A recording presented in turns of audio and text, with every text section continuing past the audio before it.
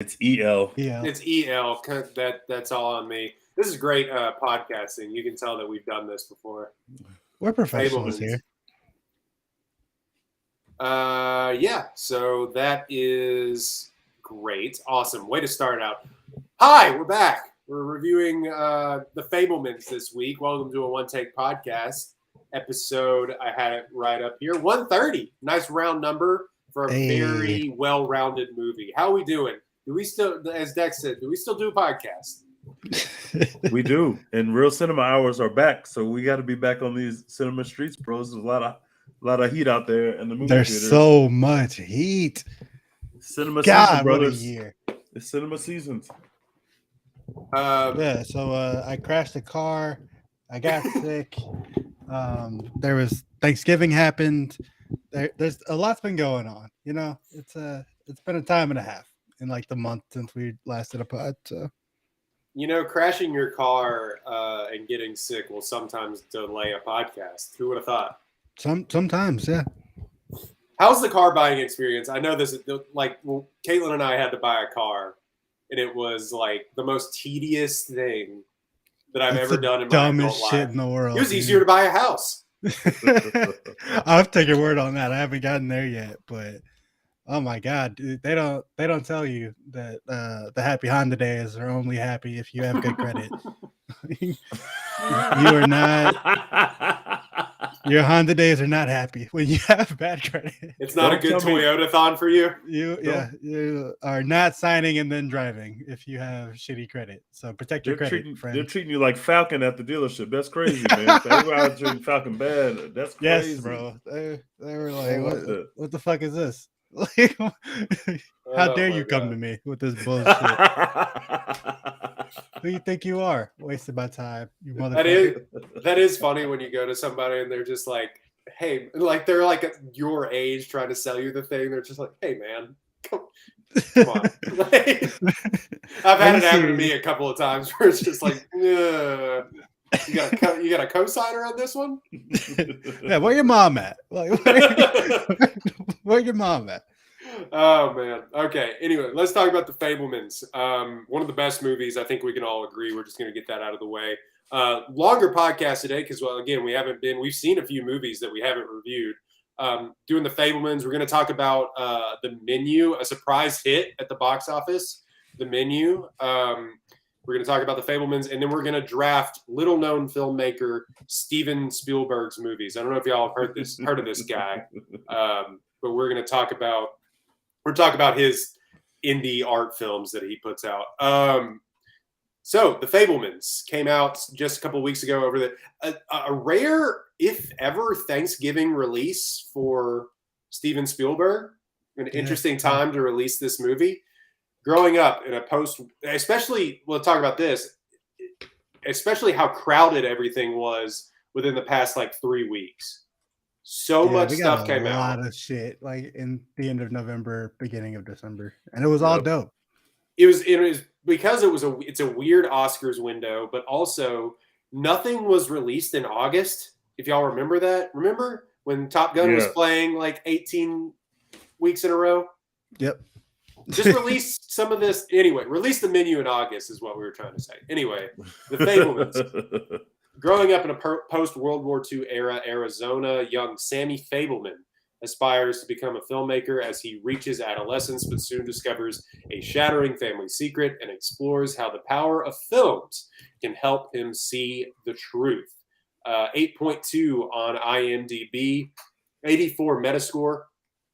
Actually written and directed by Steven Spielberg. He hadn't written a movie in a long time. He had been writing video games for a long time. If you didn't know, Steven Spielberg is the creator of the Medal of Honor series. I had no idea that was a thing. Yep. So if you're wondering how rich Steven Spielberg is, he made some of the best-selling video games of all time. Anyway, but also Tony Kushner, who has also been his writing partner over the past few films, stars Michelle Williams, Paul Dano, having an incredible year for our king. The year of Dano. Gabrielle LaBelle as Sammy Fabelman Spielberg. Judd Hirsch as Uncle Boris coming in, throwing 100 miles an hour, and then leaving. Seth Rogen in not a bad role for Seth Rogen, just coming in doing a Seth Rogen thing. And of course, we have our queen, Dex's queen, Julia Butters. The young goat. Yeah, The Julia young Butters goat. in here as well. Steven Spielberg knows how to pick out stars, I'll tell you that.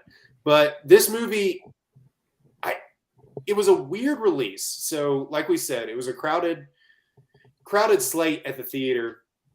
They also limited its release to only so many screens, so many showings. But it came to Waco, so it wasn't that limited. But it didn't make any money. It has made $5 million. Dang. That is insane. That's worldwide gross. Yeah. $5 million. Obviously, it'll make some more when the Oscars run starts, but oh my God, that's a very low number. They How also much did it didn't cost to make it. I can't find that number. It couldn't have been mega expensive like his other films, but if you're Spielberg, you're getting at least, $75 million to make your movie. At least. If not $100 million, but I don't think this is a $100 million movie. 40 million is what I can find. 40 million. Okay, so that I have a feeling that when they try to expand this a little bit further, they also didn't market it very heavily. No, not at all. It was like in a couple. They didn't market NBA it well games. either. The trailer stinks. Yeah. It was just a weird release for this very, very well-rounded, good film. We'll talk about it, one of Spielberg's best in like a decade. So for it to not make any money is shocking to me, but we talk about that all the time. The Fabelmans has 92% on Rotten Tomatoes, 82% audience score. Part memoir, part Who are those 8% that are shitting on this film? Who are these people? I just can't. Every time we talk about Rotten Tomato scores, I'm like, who are these people who are like, you know what? The Fabelmans, that shit sucks. Like, what? That shit stinks, and I'm gonna shit on it. I hate this shit. Well, here's one. People. Aline Jones from the Jacobin. Sure. Steven Spielberg's autobiographical The Fabelmans is a dull, self-indulgent victory lap for the most victorious filmmaker in history. Hey, Eileen, we don't like the Jacobin or the Jacobin or wherever you work. We don't like it. We have How are you going to criticize an autobiography for being self-indulgent? That's what it is.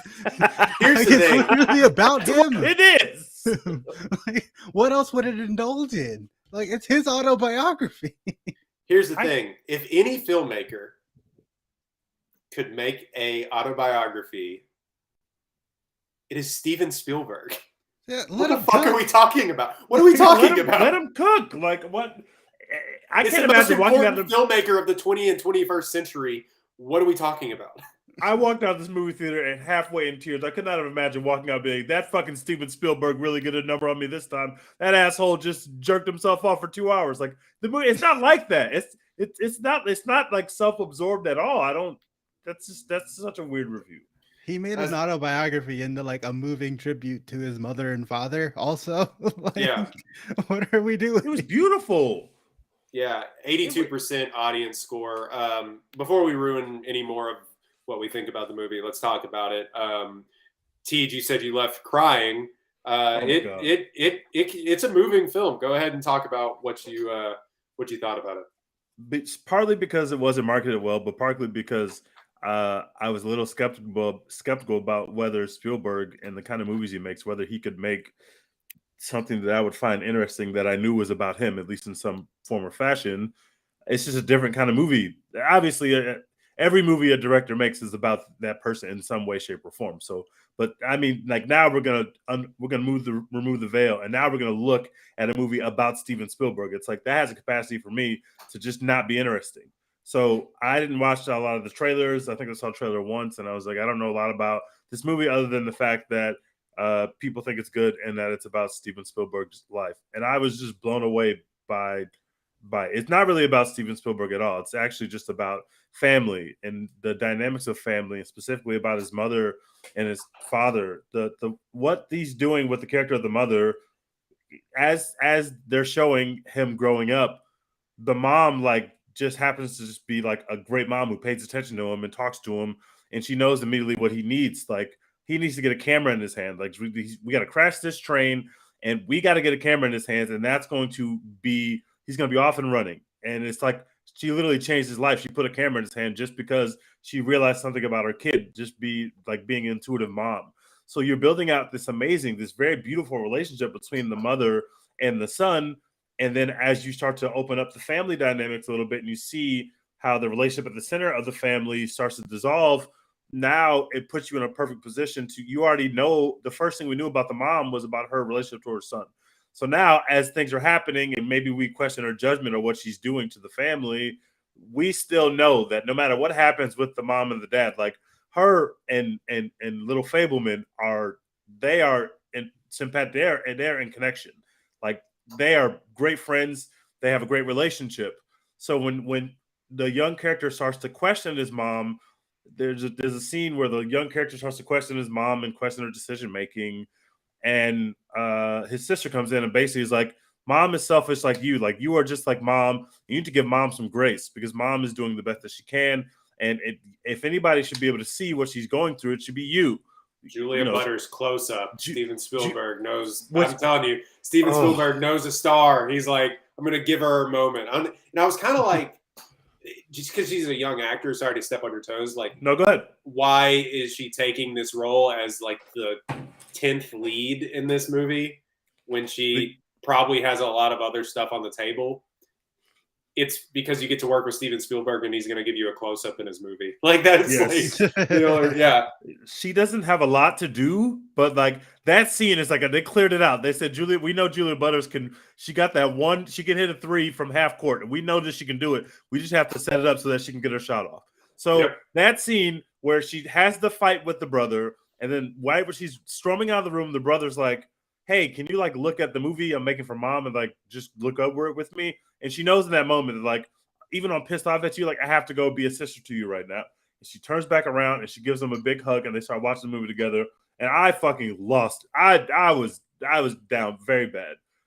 I was audibly sobbing in the movie theater at that scene. It was very powerful, and to kind of see it's beautiful. It's filmed really well, and what they're doing with like the stuff with him behind the camera is just so fascinating to see. Like him developing his own style, him being able to direct his friends to make these little movies. Like he's got to get this actor into scene who's not really getting the scene right. They got to have this like emotional moment where he gets into the actor and like trying to figure out how to make him play out the vision. And it's just it's all around just an amazing, very cool movie, very cool family dynamics. I thought Paul Dano was amazing. The woman that plays the mom is crushing her performance, and the guy who plays the main kid, who's the star of our movie, is very good. I don't know who he is, but like I thought he was amazing. I thought he did a great job, and obviously they're aging him up. But I thought the young version of him was also really good. Like I was immediately drawn to this character and drawn into the movie. I really loved it. It was beautiful, and it's the kind of movie that it's a holiday movie. They put it out around the holidays. It's a weird release, but like it is a real holiday movie to get up and close and intimate with the family and kind of see their rises and their falls. That's a holiday movie, and it's heartwarming in a lot of ways. And so I see what they were thinking, but that's crazy that nobody's going to see this because this is an incredible film. I would give it an A+. Dex, correct me if I'm wrong. That little kid that plays the young Sammy Fabelman looks and sounds exactly like my nephew. No, he definitely does.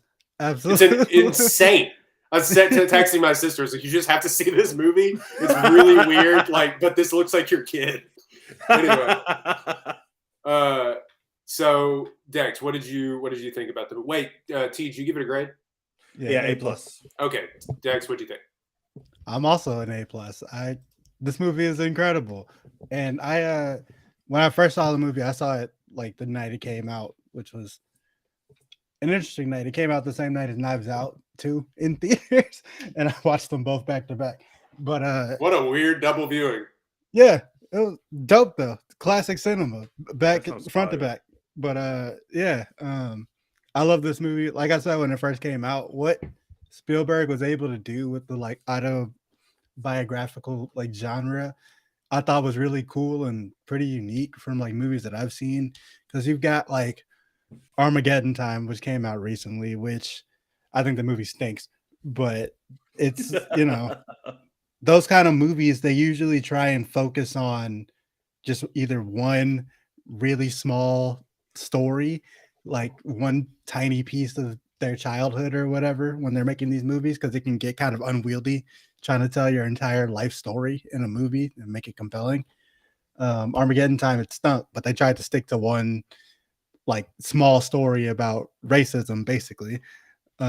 With Belfast, a movie I love, like it was the story of him and his parents moving out of Belfast, and that is like a 90-minute movie about, you know, like a few week period. But Spielberg was able to like make it pretty much his entire this movie is basically his entire childhood, but it still feels connected the whole time, at least to me. Like all of it feels like it's a part of the same narrative. It's not just a guy randomly like shoehorning in things he remembers about his life, you know? And I thought that was like super impressive that he was able to pull that off. I've seen some people criticize it and say like it didn't feel connected for them, but I'm like, y'all weren't fucking paying attention. Like all of this, every story in this movie is about like, you know, him kind of learning who he is and learning you know, how movies can help him express that, and how, you know, him and his mom have this relationship that rises and falls and then kind of rises again by the end, and like what role making movies plays in that. And I thought it was really fucking dope that he was able to pull that off, you know. The way I think that they were able to do that with the storytelling device was that they, instead of like having him age several years, they were just able to move him locations. They moved several times in this movie. Yeah. So it's just like new story. We're at this different place. Yeah. You know what we're I mean? Arizona now. We're in New York. Yeah. We're in California. You know, whatever. Yeah. It works for me. And Michelle Williams, to me, she was amazing. Right. And I know you disagree. But I was like just extremely compelled by her the entire time. Wait, she's on screen. did Michelle Williams play the mom? Yes. Yeah. You didn't like her? She's gonna get. I'll talk about it in my review. She's gonna get nominated for a 5th Oscar. I think she's good.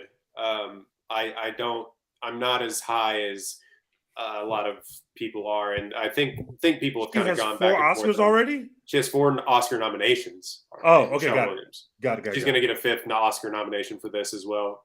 Has she ever won? No. Wow, interesting. Damn.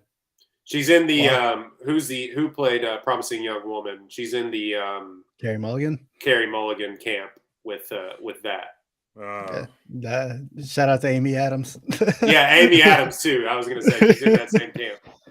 But yeah, I don't think she should win this year, but I definitely think she deserves a nomination for this year. It's a hard battle in that category this year. But yeah, this year Best Actress is stacked. After last year, it was kind of mid, but this year it's like she should be in. She should. And also, I mean, she probably could walk away with it if she put herself in Best Supporting Actress category, but she decided she wanted to submit in Best Actress category, which, like, if that's what you want to do, more power to you. But like, I think she was right to do that. That decision's already been made.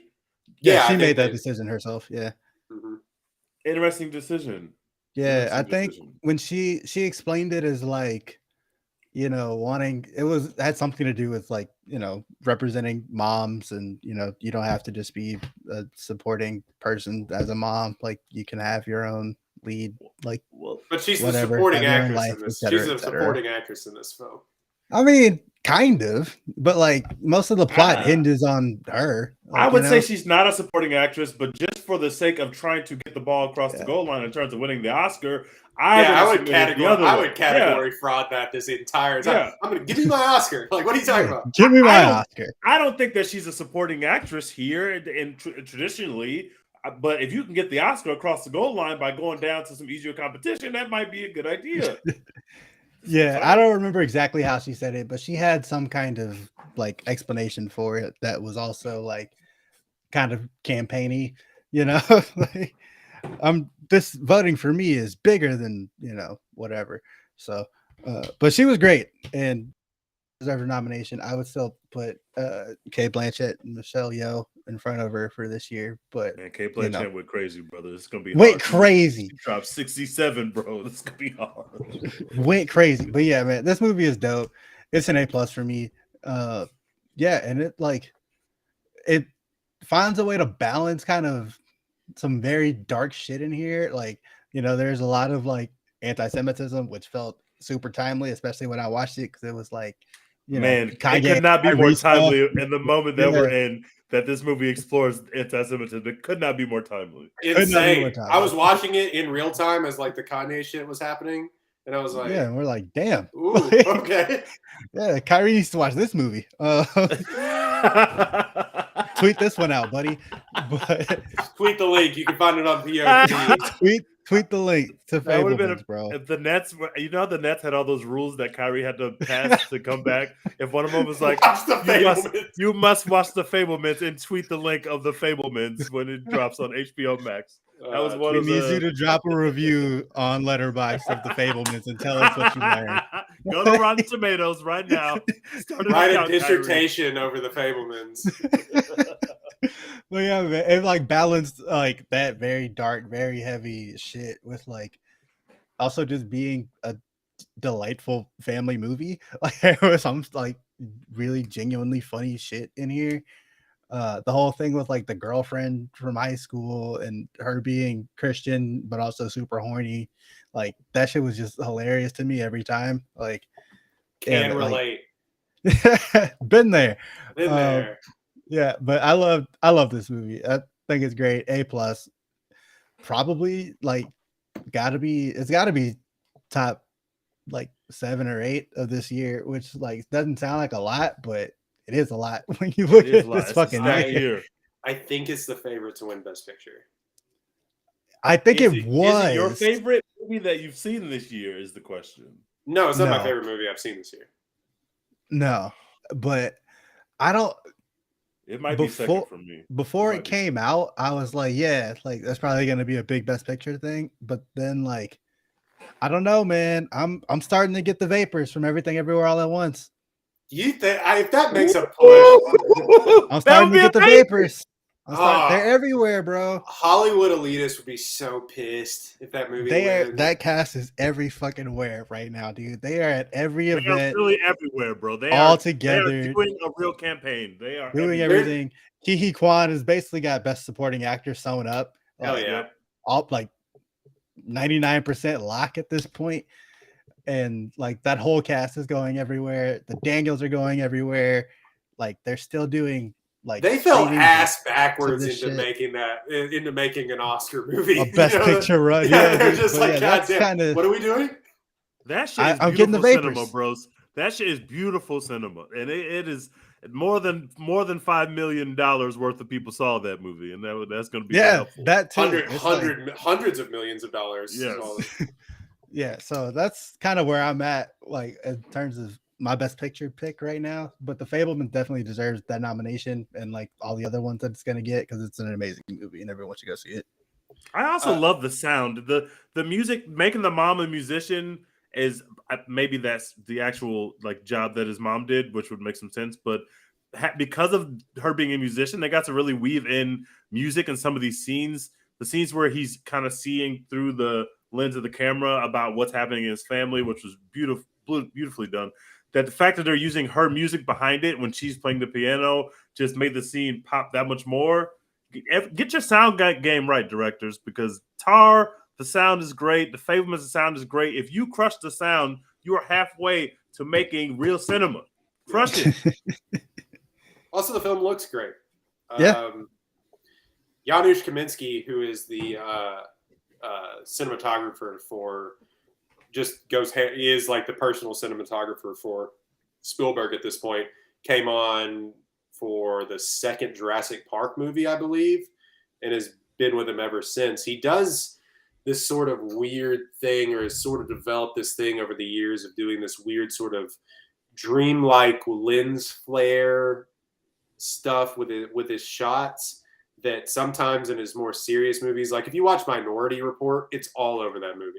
Yeah. It's like bright as fuck, and you're just like, what the, like, what am I watching? But when you do it with this, it works sort of. It's really bright. It feels like a memory, and that's the way the movie looks. It feels like somebody is remembering in real time what their childhood was like and kind of coping with that. And that's the perfect way to kind of view this movie. My way to view this movie is actually the right and good way to view this movie. And yours is dumb. So like, I think the right way to view this movie is not necessarily as Spielberg jerking himself off for 2.5 hours, but like to more view it as a man in his 70s, still working feverishly, by the way. He's still pumping out projects, but like a man in his 70s, one of the most important filmmakers, kind of coming to grips with his childhood and his adolescence and the child divorce thing that many have all gone through, and coming to grips with that on film, which is something that he had previous to like 1995 done in most of his movies. The absent dad, the sort of longing son sort of thing that he'd done in a lot of his films. Mm-hmm. And this is the first one to just come right out and say like, hey, this fucked me up a little bit when I was a kid. And yeah, but like he appreciates it, which I think is like really like profound and interesting. Because like I said with Armageddon Time, like that dude does not appreciate his upbringing at all. He hates those people. You know what I'm saying? He fucking hates those people. He despises his parents. He thinks they are shitty racists. But it's like Steven Spielberg with this movie, obviously, like he's real about like some of the ways that his parents fucked him up, but also he's just like, for the most part, I had a great ass time. Like, and they, put me on. They like maybe what I am today. Basically, look, it all worked out. Steven Spielberg, it all worked out for the better. And so now, that's the thing too. Look, you get to make this film if you're Steven Spielberg. That is the leniency that we get to give you. Yeah, sorry. So if you go into this thinking like it's just going to be a big circle jerk and like a pleasure fest for a great filmmaker, I think you're gonna be a little bit wrong, because it's like you just have to give this to these people. One, a man who has given us some of the best cinema in the last 40 years, and two, just an all around like decent guy too, from what we know.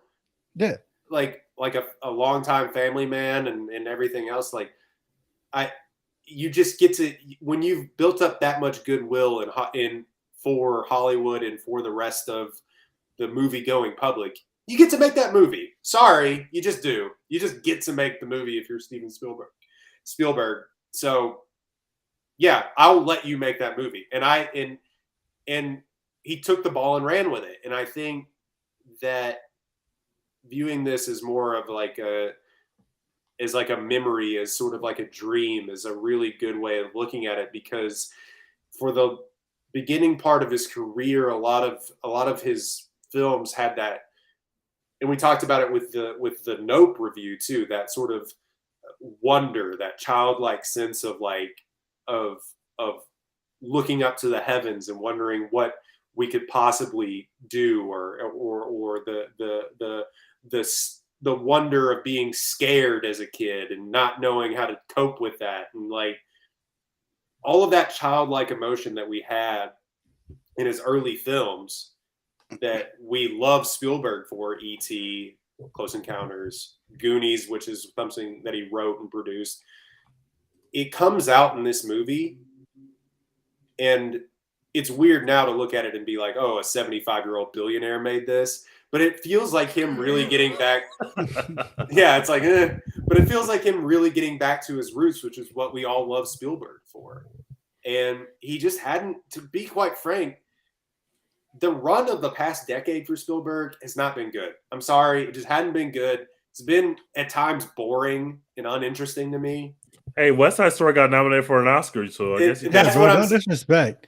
Yeah, don't. I mean, okay. Before that, like, I didn't love it. About? I didn't love West Side Story. Warhorse? Y'all were going in for Warhorse? The Post? Never saw This it. is the most interesting thing he's made since Lincoln, which was in 2012. So there has been a weak decade, maybe not weak, but like Ready Player One made a lot of money, and or the greatest fine. filmmaker of of the past few generations, next to Scorsese. It's like a weird downturn. Oh shit, that was Olivia Cook in Ready Player One. Holy shit!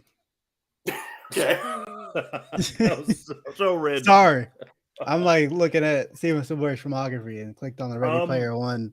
It just shows you, like, even like as he gets late into his career, obviously, and late to his life, it just shows you that like this guy could still heat up and he could still cook up. He made Lincoln, which is incredible, and it took 10 years, and then he gave us the Fabelmans, which nobody has seen yet, but is a true masterpiece. He made something really beautiful. He really crushed it, and the fact that it's about him shouldn't dissuade people, because every movie that you watch is about the director. Hey, spoiler alert, guys.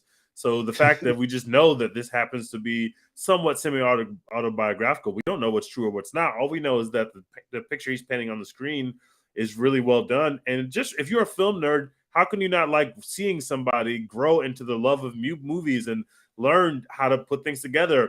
Watching any scene where you're going to put me in where someone's working on one of those really old school editors with they were doing the editing and that shit was so actual film. It's amazing. Like, it's seeing someone work with actual film is the coolest shit. There's also a scene like that in Nope where the movie guy is doing. It's like that's all. I'm always in. Like, you're gonna shoot that from behind. I get to see into the machine. Yes, give me that scene every time. And so just seeing film nerd stuff is obviously like works for people that like movies, and especially because it's a movie about a guy who's making movies. But there's a lot of. I feel like there's something for everybody here. It's just nobody's seen it yet. And that's the thing too, that like a lot of these films that have come out lately is like it's a love letter to the movies. I was like, well, this actually kind of is a love letter to the movies because Facts. He was there like at the invention of movies, pretty much. But like, I just think that like seeing the genesis of a genius is always compelling to me. I don't care like what it is, like the Jobs movie or whatever. It is just like always compelling. But in this, it's not pretentious because it's a little kid and you're never sitting there thinking, oh, well, this little kid is a genius. And he really didn't become a genius until later in his career. But like this little kid is a genius, but because it's a little kid. You know what I mean? I don't know. Mm-hmm. It's something you're not seeing like a 25-year-old Steven Spielberg go, running a set or whatever. Yeah, they don't have fucking DA's Harrison Ford in here, and they're like, "This is how we made Indiana Jones." Right? You're seeing. I don't know. You're seeing a guy kind of realizing his potential within the film, and his mother realizing his potential, and maybe before his dad, which kind of was part of the dynamic. Well, and that's realizing. We'll talk about real quick my downturn. I'd probably give this an A+. I don't know if I'd even rank it up there with Tar. I wanted to maybe give it an A, but there's levels to this. Like it's lower than Tar, but it's not an A, just like a middle of the road A. I don't know how to describe that better than I just did. Yeah, but like, I mean it's elite, but it's not like elite amongst the elite. Right. Yeah, it's Devin Booker. When I walked out, I thought maybe it was 1A, 1B with Tar. I haven't seen either one of them for the second time, but I had it, at least walking out of the movie theater, had it pretty high up there in terms of my enjoyment of it. But I did not put it above Tar. I don't think Tar is set the bar pretty high. So yeah, it's gonna be hard for anything to top Tar. It's gonna be hard. That's just fire. I do want to talk about the performances of it. I want to talk about the Michelle Williams of it all, and what I kind of came away from it with her performance is it was a very good performance. It had the opportunity like to almost go off the rails very quickly. Like there is a part of it within the first, I don't know, maybe 30, 45 minutes of it where I'm like, she's doing a bit, right? Where it's just like she's way over the top, and obviously, like, this goes into his mother, like, or him portraying his mother as like a manic or a manic depressant. Mm-hmm. But like, it just felt almost out of place next to, and Dana was there to like ground it, but it felt almost out of place in this world, even though it was a dream sequence. She was so much, or a dreamlike film rather. She was so much bigger than everything kind of going on around her at points. And maybe that's just how he sees his mother. And obviously it probably I feel like is. that's the point. But like, just somewhere in her performance, it just felt a little, to me, just a little too much.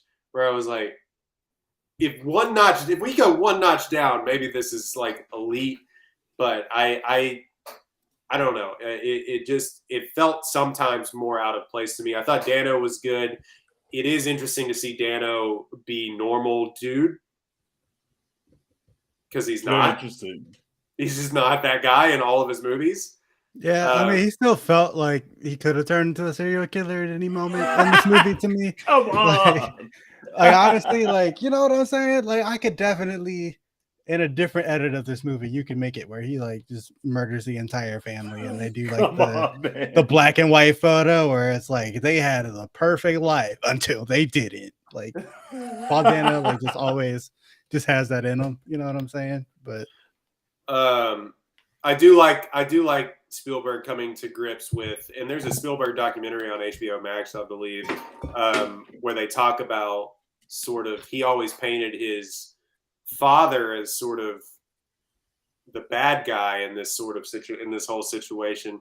In real life, he didn't know, and spoiler alert for the movie, we're just in spoiler territory now, but in real life, he didn't know that his mother was having an affair. That's something that they do in this movie, that like he finds out about it and like gets to keep that secret. In real life, like he didn't know about it, and he thought his dad. He thought, I think this is true. Don't correct me if I'm wrong, but he thinks that like his dad just left, and it turns out that like he did that to try and protect the image of their mother to the children.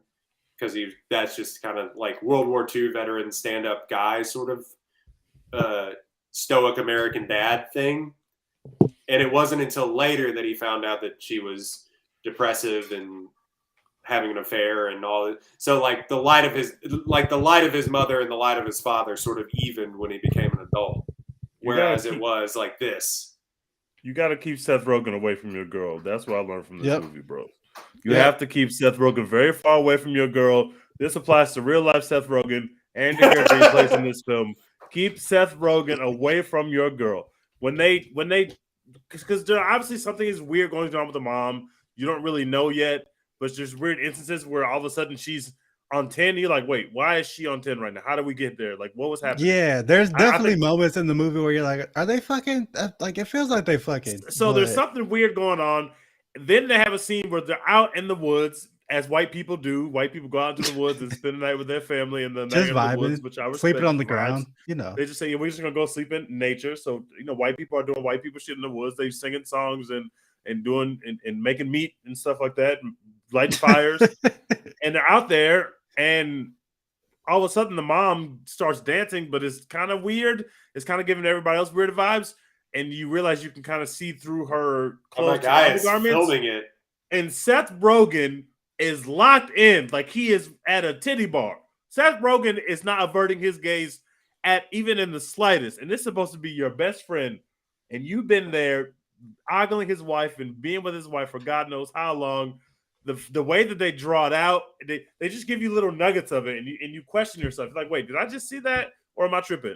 And then eventually you're like, oh no, something weird is going on here with the family dynamic. There's always just Seth Rogen is always at their house. Why is Seth Rogen always over their house? He's always at their damn house. Literally. Why is she advocating for this man to move across the country with them? Well, who does that? Why are you about to halfway in your marriage because he won't bring his best friend to the job with him? I got promoted, not him. Fuck him. What you mean he has to come? And it's like the way that the dad finds out, and the way you realize, like when the dad says, "I want you to film your mom's camping trip," and it makes no sense, and it's like Dad, what the fuck are you talking about? She's grieving. She doesn't want to fucking be on film. And then you realize that the dad is like, I've reached my wits end. I need proof that this is happening. And, he's setting this up to have the son record. It's just a very well-made movie. And it just, fuck Seth Rogen. Stay away from my girl, Seth Rogen. Personally, you just stay away, bro. What about Uncle Benny? What do you mean, what about Uncle Benny? Yeah, what the fuck about him? Like, I just got promoted to IBM. Like, what? What you bringing And I'm him a up fucking for? genius. We about to be very rich. Why do I need this hanger on? I just fucking invented computers. What are you talking about? I couldn't imagine my wife was like, what about your best friend? I'll text him. Like, what are we talking about? Yeah, we'll stay in touch, bro. We on the same group chat. We good. Like FaceTime the homie, like every now and again. But so yeah, the reveal of it almost plays like a horror movie. The reveal of him finding out that his wife or his mom is cheating. But amazing cinema. Also, the performance, like you said, you meant to shout him out earlier, but the man Gabriel LaBelle, who plays Sammy Fabelman, otherwise Steven Spielberg, that has to be a tall task for that kid to be like, all right, you're gonna play me. Yeah, you're Steven Spielberg in the Steven Spielberg movie, directed by Steven Spielberg, and he was really good. He was amazing. He really was. Like really funny and like quick-witted, and I just thought he was really, really good. We have to talk about. Well, first of all, I want to shout out the scene where it comes out to the family that the family's going to descend, the family's separating, and they don't really know what's happening. And he knows, but the daughters don't know, and the daughters are like, "You're just gonna go be with Uncle Benny?" Like, why would you leave us to be with Uncle? Like, the way that they get there, like, Mom, what are you doing? You can't just break up the family. Like, that scene with the daughters, like, they just crush it. Because imagine hearing that. Like, wait, my mom is leaving the family to go be with going back uncle. To Arizona? Like, she's going back to Arizona. We just left Arizona. Now she's going back because she misses Uncle Benny. Like, she's leaving our whole family. Like, that fucking dweeb who be hanging out with us and shit. Like, him? That was amazing, and we got to talk about his Jesus freak girlfriend. It's because I wanted to talk about in succession of that, and then we'll get to. I wanted to talk about Judd Hirsch. Judd Hirsch comes in as the great uncle to Sammy, as his mother's uncle. Oh my god, he was amazing. He was amazing. He comes in and is throwing 10,000 miles an hour. That's the most Jewish man to ever exist. He went after this performance, and it was incredible. He pops into the movie, pops right back out of the movie, bro. I did my job.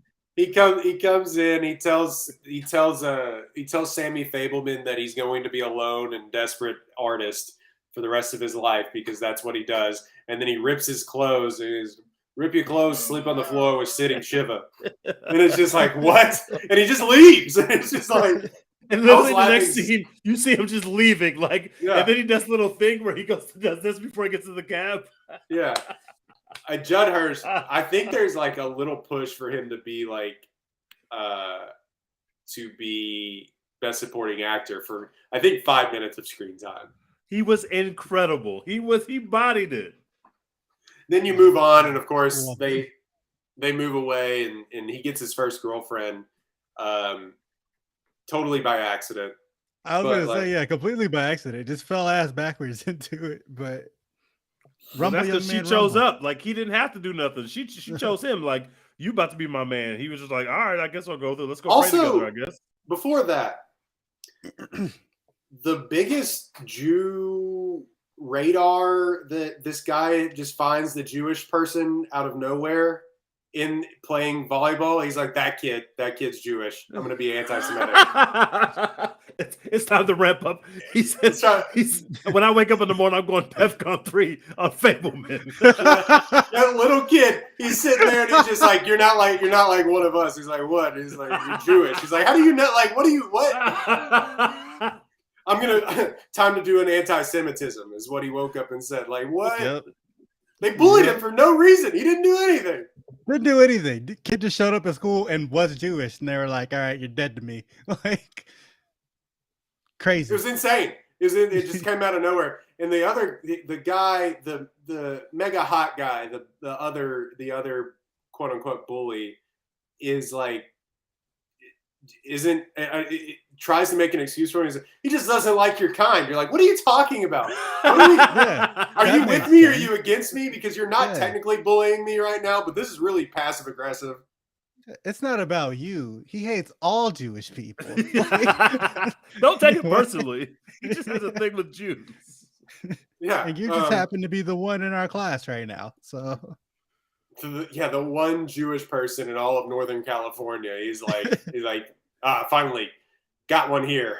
Like the guy was licking his lips, hoping a Jewish person would stumble into their community. But his girlfriend liked the fact that he was Jewish. As soon as they found out, when she said, "Yeah, he's Jewish," that's when she was like, "Oh, that means he's like Jesus." And then it was on and popping. Then he was in the game already. I was laughing. I was the only one laughing in the theater because it just hit like a shotgun blast to the chest. The super religious girlfriend. Like, we should pray. Oh God, I can't imagine watching that at Waco. Holy shit! I was laughing so hard, man. I was laughing so hard, and like a bunch of like older people were in the theater, and I was cracking up. I thought that was really funny. Yeah, that was honestly the funniest. He's like, is Jesus sexy? Like what? And it was obvious that he had vibes. I feel like he had more vibes to the other girl, obviously, and so like eventually it's going in that direction. But like the way that they do the one bully is like flat character. The one who gets beat up, like he's like a flat character. But the other bully is like, oh my God, you made me look like a superhero. Like now I have to unpack that in front of you and be emotionally vulnerable with you in the hallway.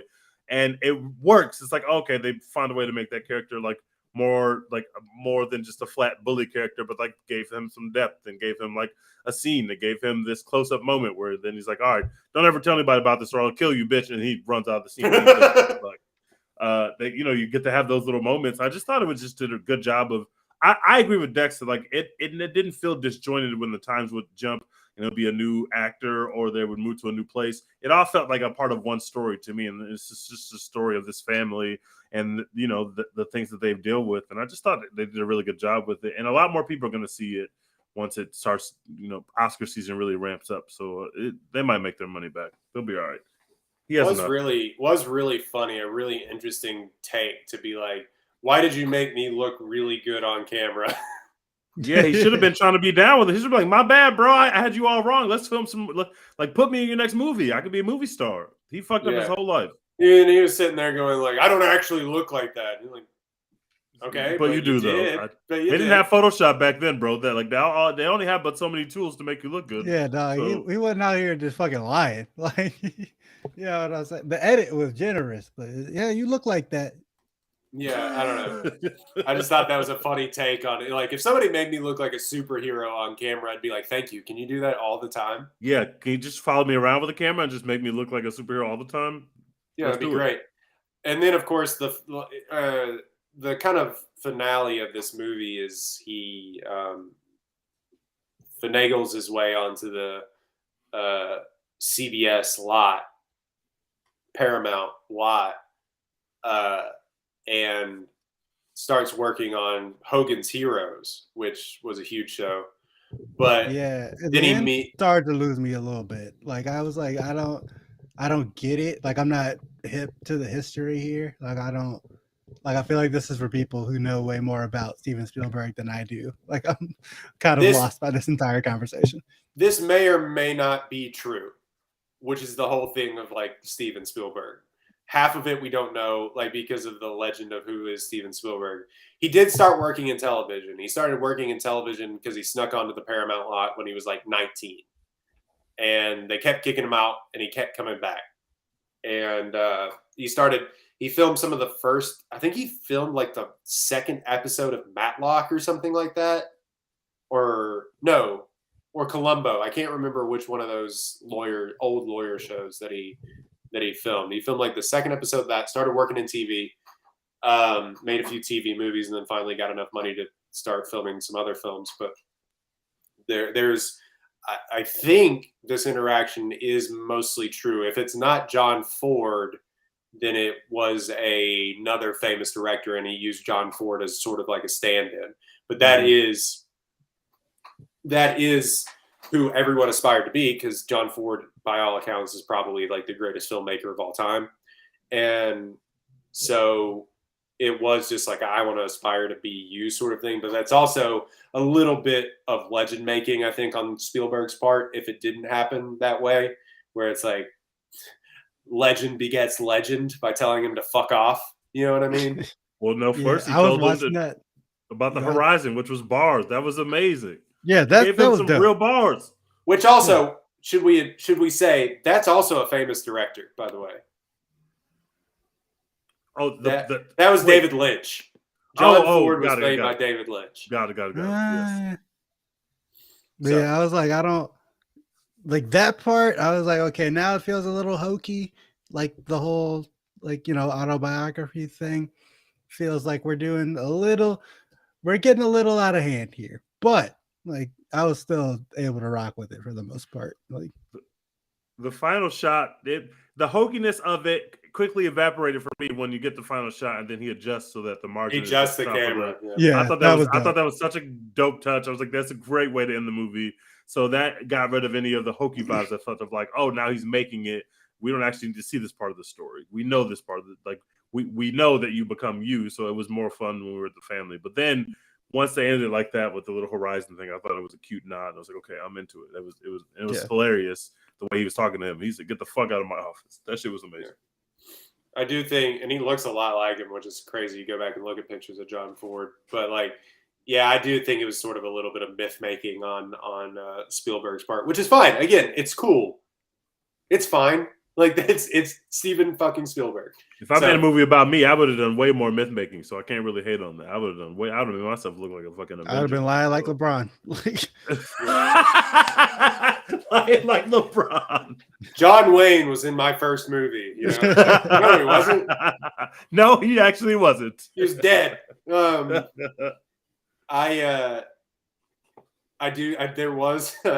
was like a New York Post like headline or something the other day that said he lied about the girlfriend. Spielberg's classmates weigh in on Fabelmans film, and somebody said, "Fucking got him." Like, oh, you roasted this billionaire because he didn't get laid in high school. How will he ever recover? I just like to think that there is some bitter high school classmate from California that's just like sitting there steaming in the theater, being like, "He didn't have a girlfriend." Hey, some Aggie somewhere sitting there like, I never fucked that guy. Yeah. I never fucked Steven Got Spielberg. his number for homework one time. I knew she wasn't the one when she said she was going to Texas A&M. I was like, see, you messed up. That's where you messed up right there, bro. You don't want to date a woman from Texas A&M, bro. Yeah, I would have been like, all right, you got it. Bye. Nah, you good, bro. Like, you good. I'm gonna go ahead and try to slide on your friend because she's single. She's going through a breakup too. So now we can console each other. Oh man. So that has been the Fabelmans. Anything else you want to talk about with this movie before we talk about some other things? Go see it. It's real cinema. Go see it. Go see the Fabelmans. I don't know when it's going to expand. I don't know what the plan, but probably more so around Christmas. So real quick, let's talk about the menu. The menu came out a few weeks ago. We don't have to do like a full review of it, but if you, let's see, let me give you just a quick synopsis of the menu. 7.5 on IMDb, 71 Metascore. A young couple travels to a remote island to eat at an exclusive restaurant where the chef has prepared a lavish menu with some shocking surprises. Directed by Mark Mylod and written by Seth Reese and Will Tracy. Stars Ralph Fiennes, Anya Taylor-Joy, Nicholas Hoult, Hong Chow.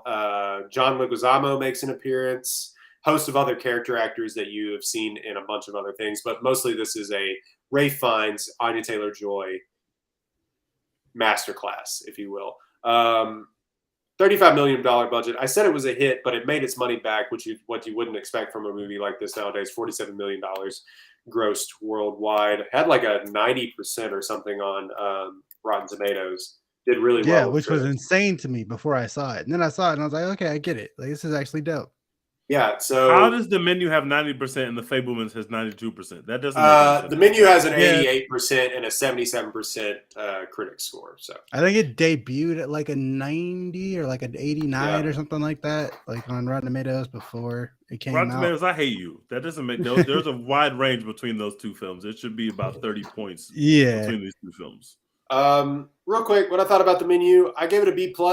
Really, really solid thriller movie, if you will, and it kind of subverts some of the thriller genres. I thought it was going to be more of like a Most Dangerous Game sort of hunt for people, kill some more people sort of thing, and it really did subvert a lot of those expectations. It was really funny.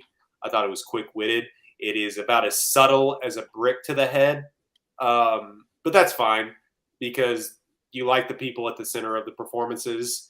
And it does the eat the rich literally pretty well, which is a good movie for these times.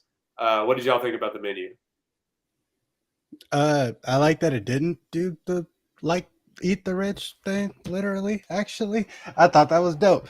But yeah, I liked basically every minute of this film until the last like 15, and then I was like, wait, what are we doing? Like that's how we're gonna end this shit. Like, what are we doing? I ended up giving it an A- because like the beginning, like the first 90% of this movie is so good that I was like willing to overlook how much I didn't like the ending. But yeah, the way they resolved everything at the end, I was like, we could have done something else, something, anything else. Honestly, like I said, there's no like major squid. It just kind of it ends. And like, you know, it just didn't make any sense to me. I was like, that's the dumbest thing I've ever heard. Honestly, like, there's two aspects to the ending, and both of them are the dumbest shit I've ever heard in my life, to be honest. But I was willing to let it rock because the rest of the movie is so good to me. Nicholas Hoult is just the worst person you've ever seen in your life, and I loved him for it in this movie. Incredible performance, like great scumbaggery, up there with Justin Long and Barbarian in terms of scumbags in 2022 movies. Yes, good comparison. Anya Taylor-Joy, she's got it. She's like, she crushes it. Rafe, not Ralph. Rafe. He's very good. Also, he like carries this movie basically. His fucking like they have him like clap to get everyone's attention in the restaurant, and it's loud like, fucking as fuck, terrifying for no reason, like just because of like the way they design it with the sound and everything, and then just his face is just scary as shit. And like he's not doing anything other than standing there clapping, and he's like the most menacing person you've ever seen. I really thought that was dope. But yeah, it's really fun. A few twists and turns and stuff like that. Hated the ending, but you know, overall a solid ride. Recommend it. Check it out. I'll say that it's way more of a comedy than it is like a thriller. I meant to say that it's like the blackest of black comedies. I thought it was really way more funny than I thought. Actually, one of the more funny movies of 2022 to me. I really like the Anya Taylor-Joy performance, but I don't really like anything else about this movie. It didn't move me in the same way it moved y'all. It's not bad. I would probably give it a B-. I don't love the performance of the main chef guy. Like it does nothing for me. And also the performance of her boyfriend does nothing for me. And I found myself, as you're getting to know kind of the storylines of everybody at the tables, I start to realize that I was like bored. But I was like, I don't care about the storylines of these people. The only storyline that I am supposed to care about is Anya Taylor-Joy storyline. And everybody's storyline I did not care about. I did not care about John Leguizamo at all in the slightest, or anybody else in this dinner. So I just thought it was I don't know. It was at times I was like, what are we doing? And I'm with Dex. The ending is awful. It's like very awful. I was like, this is how we're ending this movie. Like, okay, I guess this is a cool way to end this film. And I just thought it was total dud at the end. But I did enjoy the ride at some points. I would say it's a B-. I disagree on the Nicholas Hoult performance. I'm with Dex. I thought it was like, I was like, what is sort of the point of all of this? Is he just really that big of like a food critic snob? fanboy? Yeah. And then the ending is like of his character is like, ooh, ew. I thought it was really well written, and they had a really good dynamic, I thought. Yeah, with the ending of his character, you're like, oh, that's really fucked. Damn. Yeah. Wow. The more you think about it, I'm just like, wow, that was like super duper fucked up. Holy shit. But this is your guy though. This guy has directed like 20 episodes of Succession. Yeah, I found that to be weird because Succession is just so well written, and this is not that. But once I realized that, I was like, wow, I couldn't believe that. Succession is literally the best thing on TV, and it doesn't have a close peer. Although there's some good shit on TV, like The White Lotus is amazing. Y'all need to be watching that shit. Season 2 is probably better than season 1. Y'all are missing out on real fucking cinema on television. I don't think I'm going to. Wow. Look, okay, I think I watch maybe like 2 TV shows a year that I've like missed after like they've already started or whatever, and I think I might have to make that one of them for either this year or early next year. Like I want to get on it. I want to be Hive because y'all look like y'all are having an amazing time, and I think I can get with it. So, all right, that has been the menu. Of course, can we do little spoilers real quick for the menu so we can actually like say what we were talking about with the the ending and whatever? Sure. I was sitting there. Like, there's no fucking way. Like, this man is going to let her walk out of this restaurant because she ordered a cheeseburger, right? Like, that's not. There's no way. Going, right? Like, that's not about to happen, is it? And then she just walks out of the fucking restaurant because she ordered the cheese. I was like, what? What? Like, what was this for? And why is everyone else just like, oh, okay, well, never. I don't want to order a cheeseburger. I just want to die here. Like, that's fine. You can go. Yeah, no one else was like, hey, I also have a cheeseburger. Like, maybe me too. Everybody else was just like, all right, I guess I'm done. 2, please. I like Five Guys. I'll have what she's having. Like, everyone else is just like, okay, like, I guess I'll just die. We'll be s'mores now. Like, what? It wasn't the worst thing I've ever seen. Like, I was kind of like, I accepted it, but I don't know. Yeah, I was underwhelmed by it, and I was sitting there like, there's got to be something else. Like, there's some other explanation. Nope. She ordered a cheeseburger, so she's off the hook. Like, she tapped back into his roots, I guess. Well, that was what the commentary was. That's literally burger chef.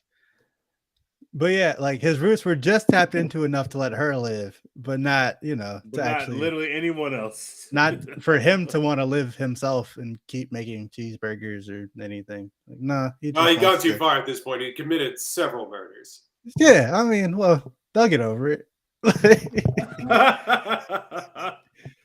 But and yeah, like I do prison. I do like the fact that everyone, including me, watched the trailer for the menu and was like, "Oh, okay, the food is made out of people. Okay, cool." And then it wasn't. I was like, "Good. I'm glad they didn't do that. They could have done the whole silent greatest people thing, but they avoided that. Good for them." No, when I said eat the rich, I didn't mean literally eat the rich, but I was like, it is.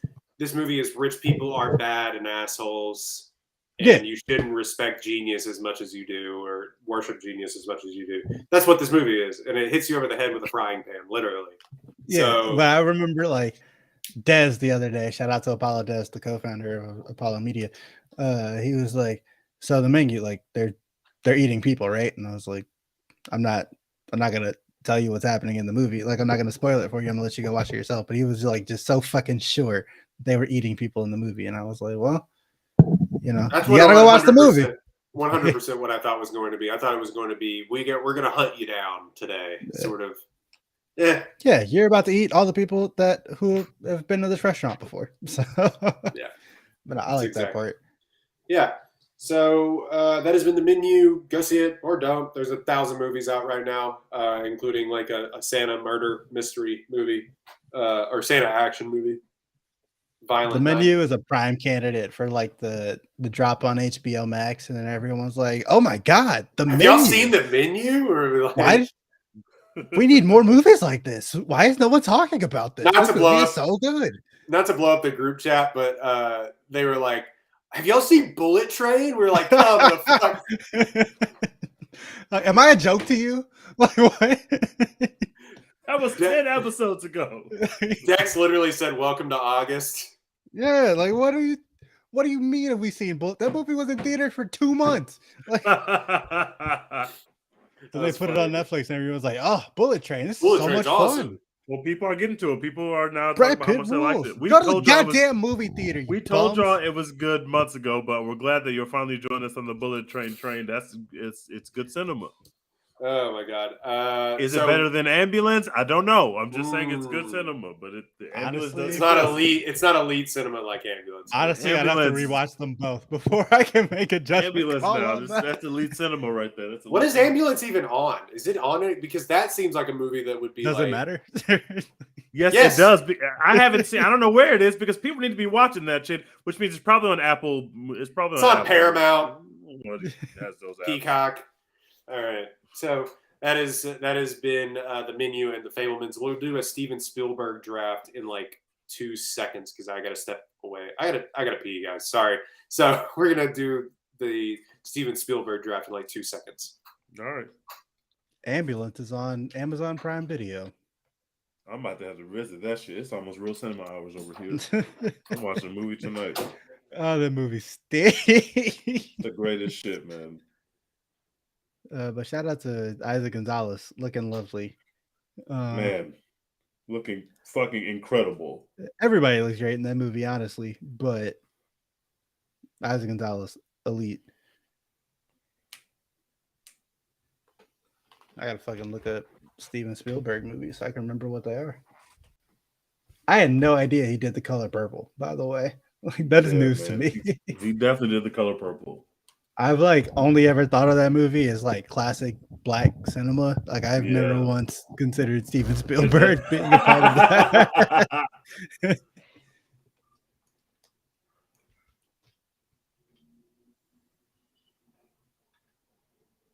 11 Academy Award nominations. That's crazy. 11 nominations, no wins for The Color Purple. That sounds about right.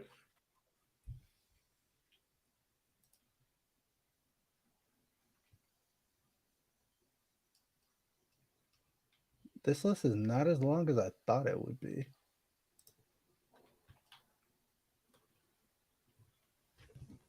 This draft is going to go easy for me. I'm going to end up getting all the new shit that nobody likes because I only see new movies.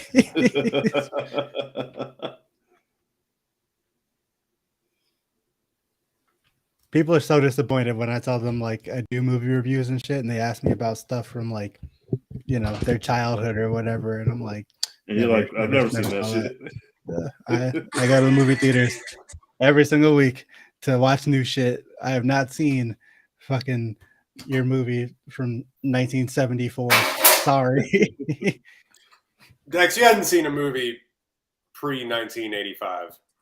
Honestly, most of them, no. Really the only like old, like super classic movie that I've actually seen is Singing in the Rain. And like, well, yeah, I mean, everyone's seen The Godfather, but Singing in the Rain is what, 1930 something? Or you mean like just out of Silent Pictures stuff. Yeah, Singing in the Rain. Oh shit, I was way off. 1952. Yeah. Is that older than God? Yeah, that's older than Godfather. Yeah, by about 20 years. Okay, so we're gonna do a Spielberg draft. Let's actually. I want to do a randomizer for this one. This is great radio. Random.org. Shout out to the sponsor. Teach. X. And randomize. So Tej, Royden, Dex. I'm first. 4 picks. 4 picks for the Steven Spielberg draft. There's so many. There's actually so many to pick from, though. My number 1 pick is easy for me, personally. It's Jurassic Park. I love Jurassic Park. It is. I don't incredible. think anybody can fault you for that. It is perfection. It is the first time that Steven Spielberg took me to a place of wonderment that I will never forget. It's Jurassic Park, man. Dinosaurs are fucking awesome, and that movie is terrifying. So that's my first pick. That movie is partly CGI, a lot of animatronics, but he kind of almost invented CGI as we know it today. Yep. Which is crazy, but also it still looks good. Still, to this day, you pop that shit in, you're gonna think there's dinosaurs there. It still looks good. Yeah, I don't know how they did it. Mostly because I think they built like a 50-foot dinosaur head. But other than that, Jurassic Park, great pick. A lot of people. That's not the wrong pick, but I will tell you the right pick at number 1, which is Jaws. Jaws is fucking awesome. Jaws invented the summer blockbuster. There wasn't summer blockbusters before Jaws came out. Star Wars exists because Jaws exists. That's all I'll say about it. That's a good point. So Jaws was a movie that shouldn't have worked. It was a disaster to film. You can find the documentary on the filming of Jaws. The reason you don't see the shark for half the movie is because it didn't fucking work. The shark would take on water and break every single day. So Spielberg fell ass backwards into making one of the most renowned horror movies of all time. So it catapulted his career into superstardom. But Jaws is it may be his best film. But anyway. All right, so y'all set me up for a great turn here, especially for the Twitter votes. I'm gonna take Schindler's List and Saving Private Ryan. Fuck. Yeah, I mean, pretty solid turn here. Both fucking classics. Everyone knows this. Everyone loves them. Schindler's List. The first time I saw that movie was actually in school. Like, we had a substitute teacher in social studies class one day. Or like, it was like one of those like weeks where like a teacher was out. Yeah, it was like one of those weeks where a teacher was out, and so they just sent a sub there every day and in the DVD cart, and we were watching Schindler's List. And so that was my relationship with it for a long time, because I never saw it again until like a couple of years ago. I was like, oh, this is actually like fucking incredible filmmaking and cinema. It's not just busy work from a substitute teacher. Shit fucking is incredible. Props to that substitute teacher. Yeah, I'm surprised in our country ass school you would have had to have signed a waiver to like. We had a couple of those in school, but I think they stopped doing that by the time we got to high school. They were just like, fuck it, whatever. Like, yeah. And then Saving Private Ryan. I mean, everyone knows. I say Saving Private Ryan at this point. I'd say it's the best war. It's definitely the best war film that we've had in the past 2 decades. It came out in '98, but it like popular. I don't even know how to say that word. It popularized filmmaking techniques that we saw in war films ever since. It has been copied every war film ever since that movie came out. Yep. Looks incredible. Also, great Tom Hanks, which is incredible Tom Hanks. Yeah, something we can't always say. No. Facts. God damn. Look, I love Tom Hanks like he was like my dad or something, but it's not always the best for Tom in his latter years. Hey, bro, don't sleep on the Elvis resurgence, bro. Don't sleep. Elvis, which was trash cinema. Trash. Elvis is back, brother. That's going to get nominated for Oscars. You know that? It better not. It will. He's going to get nominated for not Hanks, but Elvis is going to get nominated for Austin Butler. Austin Butler is going to get nominated for Best Actor. No, that shit is getting nominated. Yes, for he Best is. Picture, bro. I swear to God, he will. People love that fucking movie. It has not gone anywhere. He's going to get nominated for Best Actor. Never mind. He will be. Don't sleep. Elvis is back, baby. unserious cinema. Unserious cinema. This year's Bohemian Rhapsody. It's here. You can't do anything about I'm it. disgusted. Sorry. I'm literally disgusted right now. That hurts my feelings. My next pick is not my favorite Indiana Jones movie, but it is regarded as probably the best Indiana Jones movie, and it's Raiders of the Lost Ark. And both of you are going to roll your eyes at this pick. Dex, you've never even seen it, but Nope. It's the most racist movie you've ever seen. No, it is not. Indiana Jones movies are inherently racist. I hate those movies. I hate them so much. I hate them. The second one is very racist. I don't know about the first one. Okay, but like it's problematic. Fave. It's a good movie. Sue me. Sorry, but Indiana Jones has the best star-turning performance from Harrison Ford that you'll ever see in your entire life. Yeah, so I got to go Raiders of the Lost Ark, especially for Twitter votes. This is an easy turn for me. The most underrated movie that Steven Spielberg has ever made, and one of the greatest movies of all time, comes from the same year that my first pick, Jurassic Park, came. It is Hook. Hook is real cinema. No! It's incredible cinema, bros. Rufio. Out of all the other movies that you could possibly pick right now. The hold this movie had on me when I was a kid. The hold this film had on me as a kid. This film is greatness. It's still good to this day. Hook is amazing. It's fine. Shout out to Robin Williams, the GOAT. Some would say it's actively bad, but I think it's fine. Many would say people it's bad. That love real cinema, love Hook. When you put this poll up tomorrow, everybody on Twitter is going to come in your mentions and tell you, "Oh my God, I loved Hook when I was a kid. It is perfect." I watched this movie 30 times when I was a kid, at least. I watched this movie over and over and over again. It's great. I love it. Okay, another pick, because that one's awful. That one's bad. The second most underrated movie in the Steven. Okay. Wait, I'm going to save that one. I'm going with The Fabelmans. The Fabelmans is real cinema. It's incredible. Yeah. It's not going to make any money, but I don't care about money. It's not my money. We're talking about cinema right now. Fabelmans for sure. It's amazing. How did I just fall ass backwards into E.T.? Is E.T. actually good? Yes or no? I don't know. What are we talking about? Okay. It's all right. It's all right. Yes, it's great. It's not as good as Hook, but it's all right. It's all right. Yeah, it's better than Hook. What are we talking about? The fuck? No, it's not. No, it's not, bro. E.T. is mid.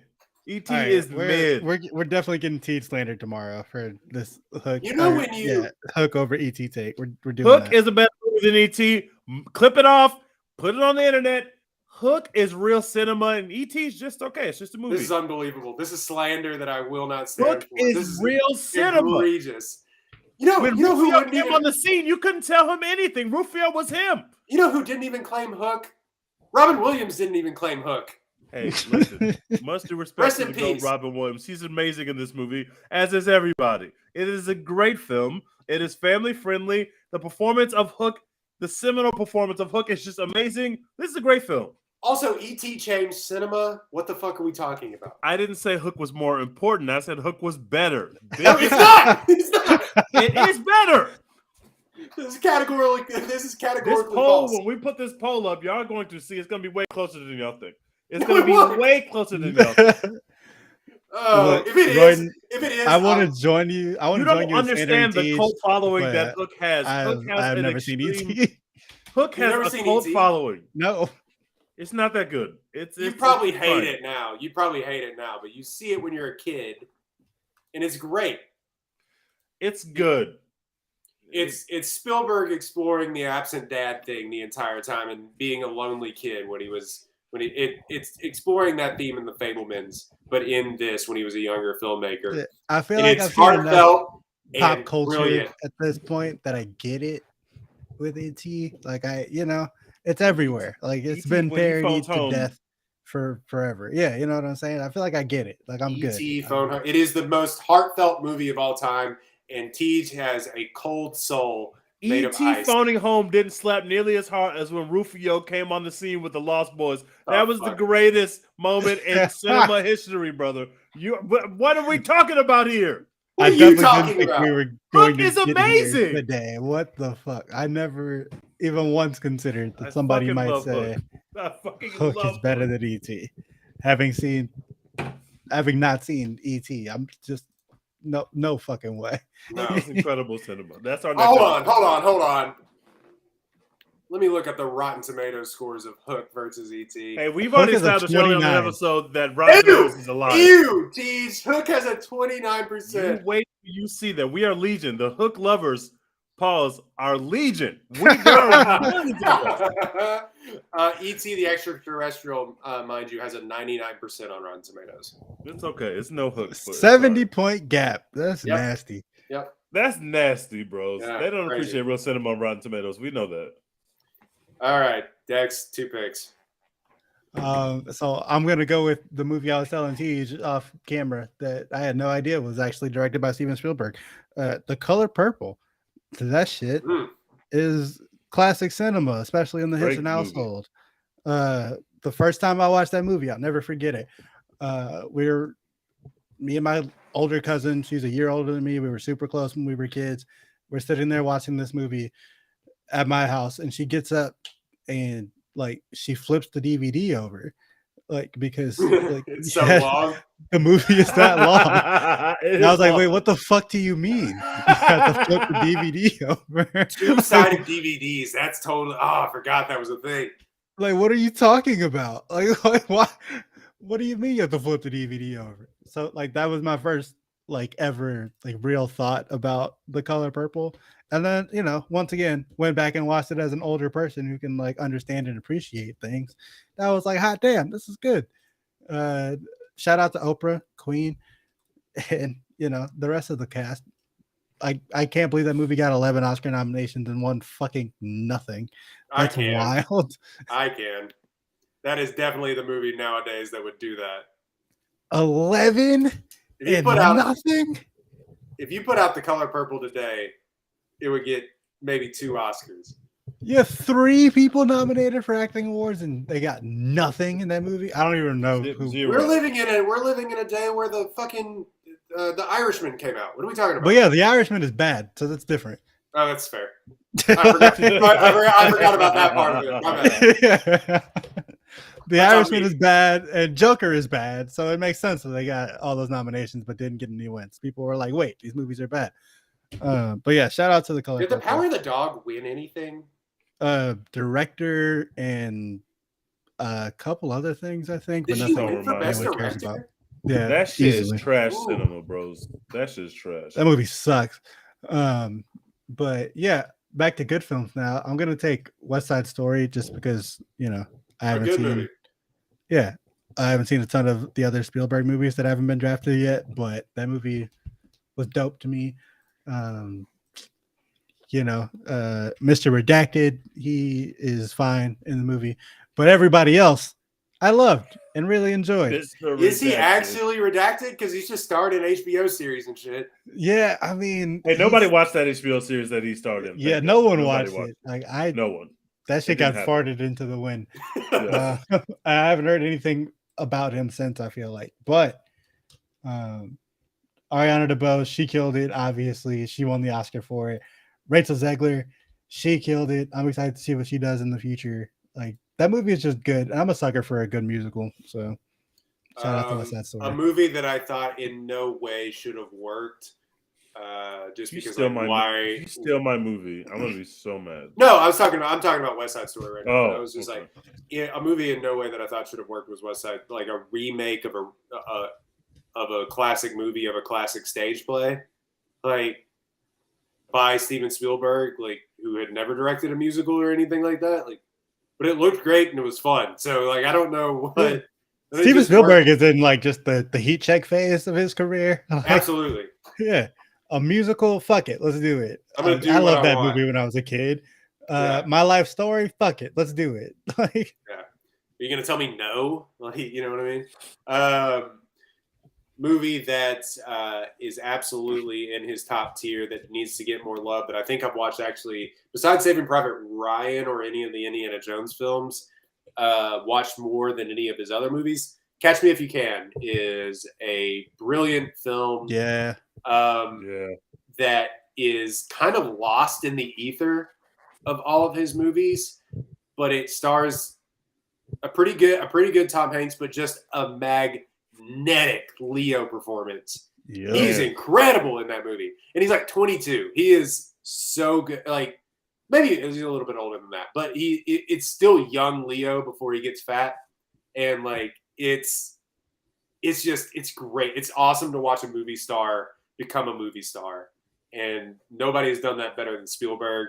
And he put him. It was like Popovich coaching Duncan, man. He put him in all the right places to succeed. It's incredible to watch. And it's probably the funnest movie that he made in a long time, too, after getting out of, of course, like the Minority Report and AI and Saving Private Ryan. Like, yeah, going back to a romp like Catch Me If You Can is really good. Brilliant film. Christopher Walken, Martin Sheen, Amy Adams. What a cast. Okay, so the best movie left is Lincoln, and I have the last pick now. But I can't pick Lincoln because I have to pick the second most underrated Steven Spielberg movie of all time. And it has our Lord and Savior, Tom Cruise, in it. It's Minority Report. Minority Report is fucking awesome. Okay. It's way better than has any idea is any business being. And Tom Cruise is just the movie star. And I just love Tom Cruise's performance in this movie. It is some of the best work Tom Cruise ever done outside of the Mission Impossible IP, obviously. I love Tom Cruise. Thank you for existing, Tom Cruise. And I don't care how weird you act in the news. I'm going to keep supporting your films because your religion is none of my business. Just keep making these dope ass movies. Keep your religion out of my face, and I don't really want to know about your personal life or your love life. Just keep making movies, bro, and I'll keep going to the movie theater. That was right around. He and Spielberg made a couple of movies together. This War of the Worlds. They made War of the Worlds too. Yeah, which is also an underrated movie. Like also good. I really liked that movie, and I liked it as a kid. I went back and watched it. Still holds up really well, but like, Minority Report,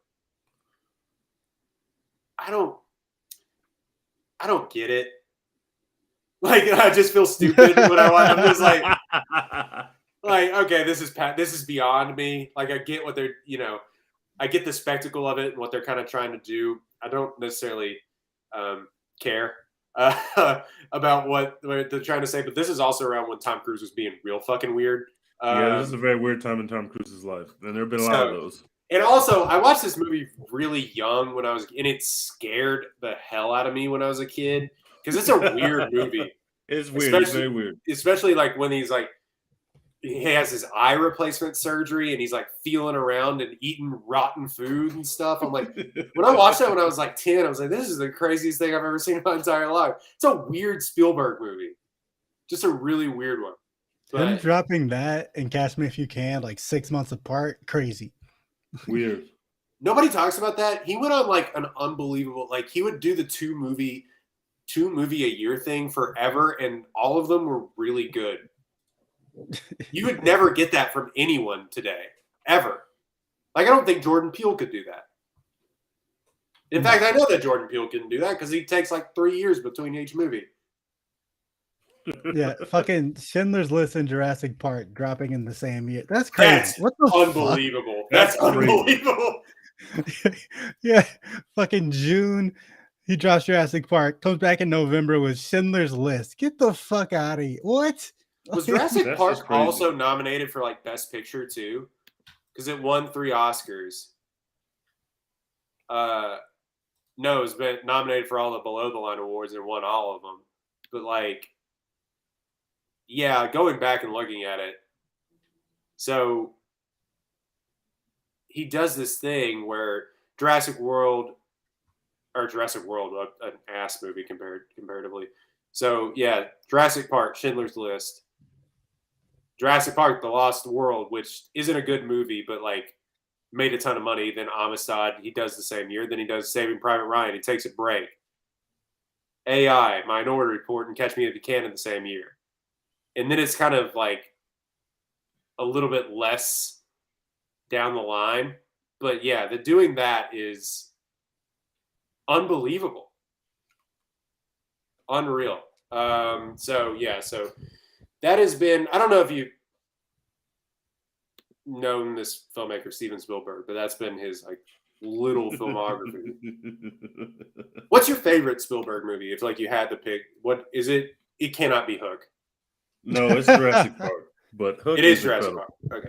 It's Jurassic Park. But Jax, Jaws you is have a a- close second. I love Jaws. I love Jaws. I'm also gonna have to go with Jurassic Park.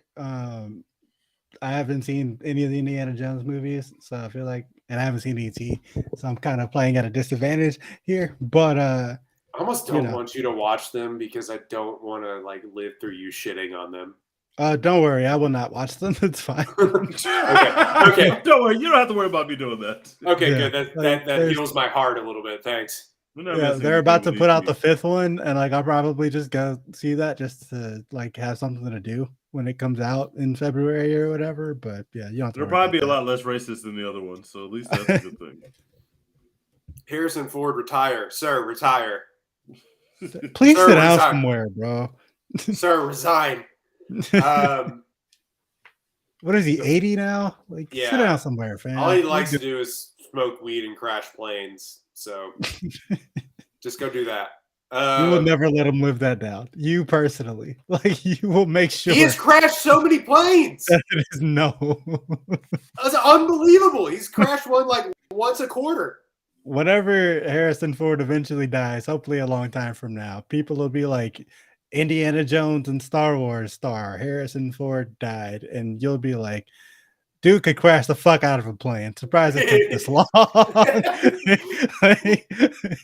It won't even be that. It'll be like driving a golf cart or something like that. But then just like he's like landing on golf courses and shit. Like in his plane. Like, you're obviously not good at this.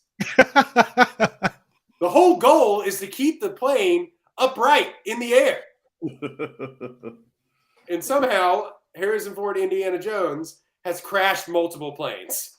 That's all. Look, that's all I'm saying. Tom Cruise would never. Quite literally, no, he wouldn't.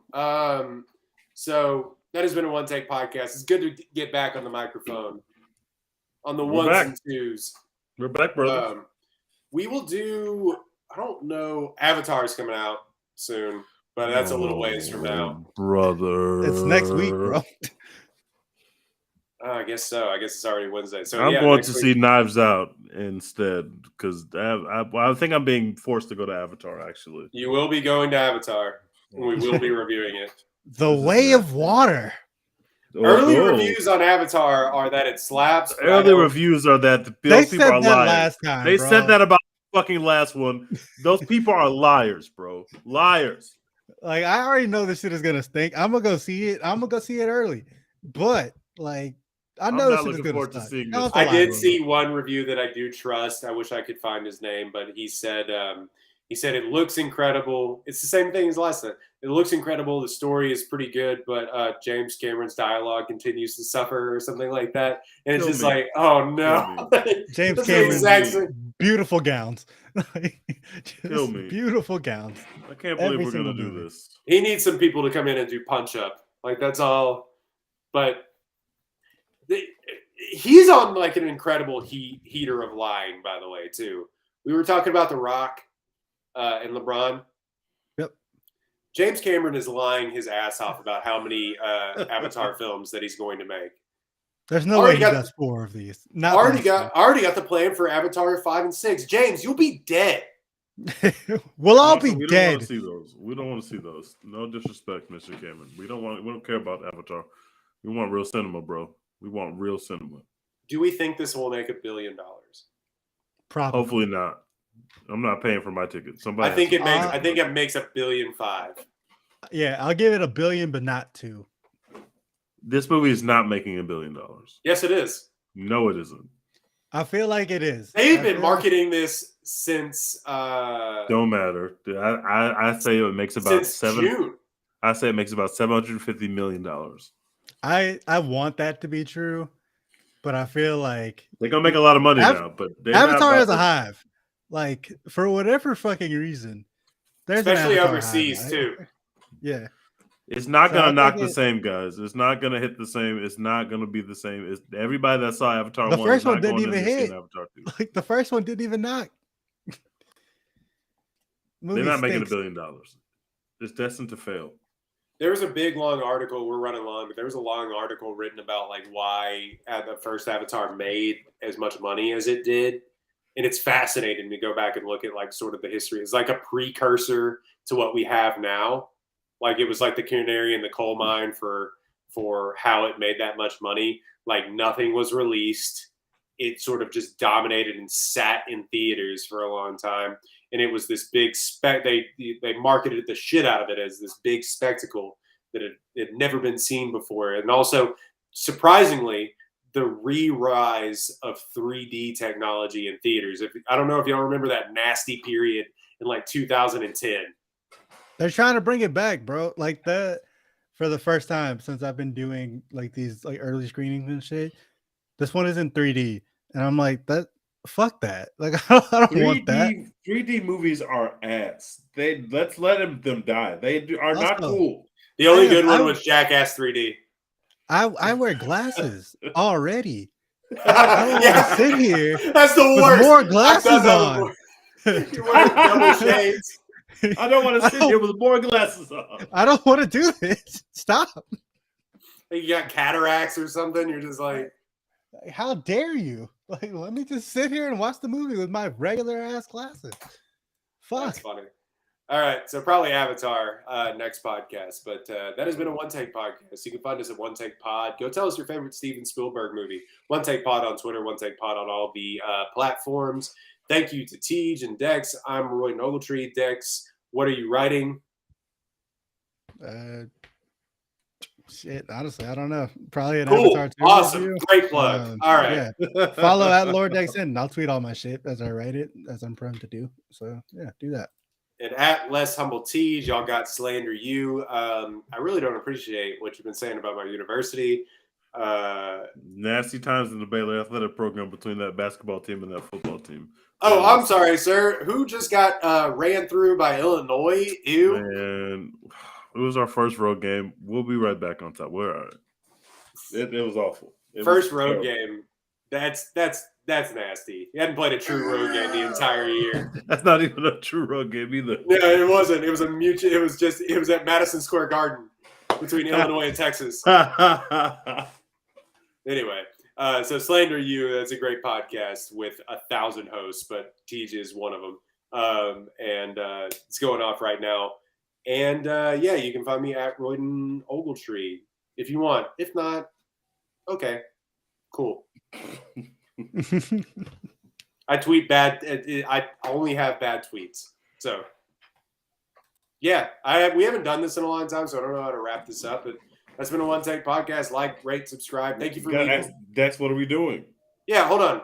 Oh, before that, thank you so much to those of you who have liked, rated, and subscribed on our podcast. We really appreciate that. Sorry for the delay. Of course, holidays are weird, and parents are coming in and out, and Dex is wrecking cars and getting sick.